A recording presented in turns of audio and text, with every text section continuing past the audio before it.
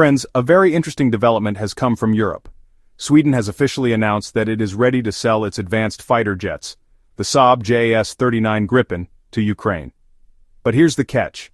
It will only happen after the ongoing war with Russia is over. This statement is extremely important because Ukraine has been requesting modern fighter jets for years. While countries like the US and the Netherlands are already sending F-16s, Sweden is offering something slightly different but equally powerful, the Gripen. Let's understand why this matters.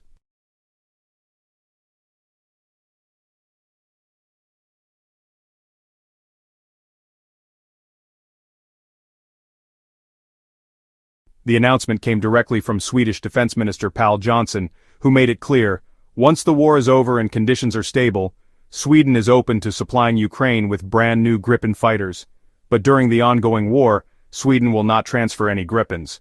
The main reason is simple. Sweden itself relies on these aircraft for its own defense, especially given the tense security situation in Northern Europe, with Russia being its direct neighbor across the Baltic Sea.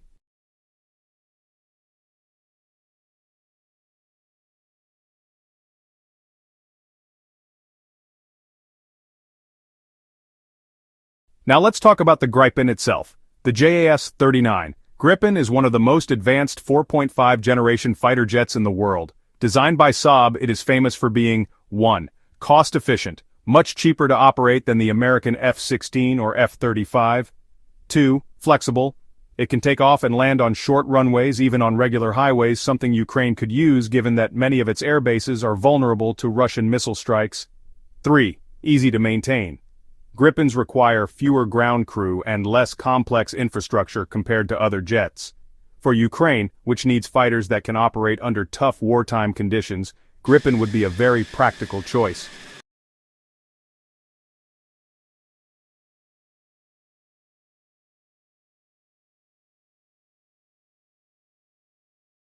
Ukraine's Air Force currently relies mostly on Soviet-era MiG-29S and Su-27S. While Ukrainian pilots are brave and highly skilled, these jets are old and cannot match Russia's more modern aircraft in terms of radar, missiles, and electronic warfare. That's why Ukraine has been lobbying Western countries for modern jets.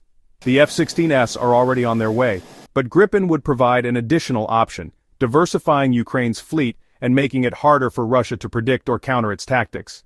Imagine this: a mix of F-16s and Gripens in the skies over Ukraine. That would create a much more balanced and powerful air force. But here comes the key question. Why is Sweden insisting on delivering Gripens only after the war? There are two main reasons. 1. Sweden's own security.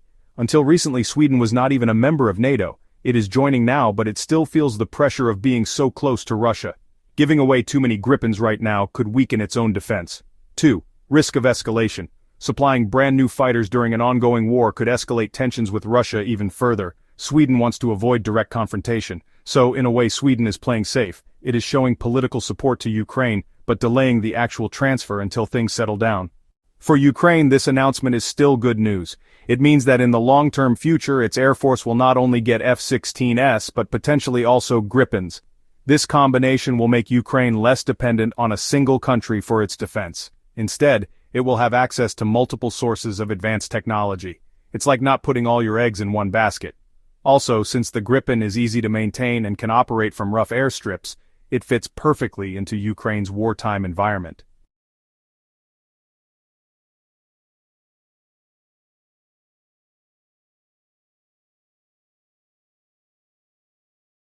On a broader level, Sweden's decision is part of a bigger trend in Europe. Countries like Poland, the Czech Republic, and Slovakia have already sent weapons and aircraft to Ukraine. Now, with Sweden openly offering Gripens for the future, it shows how deeply Europe is committed to ensuring that Ukraine has a strong military even after the war ends. It's not just about surviving today, it's about securing tomorrow.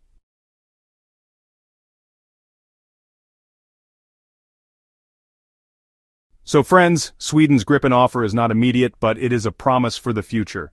After the war, when Ukraine begins rebuilding its air force, these jets could play a major role in strengthening its defense. What do you think? Should Sweden have sent some Gripens right now, or is it wiser to wait until the war is over? Let me know your thoughts in the comments.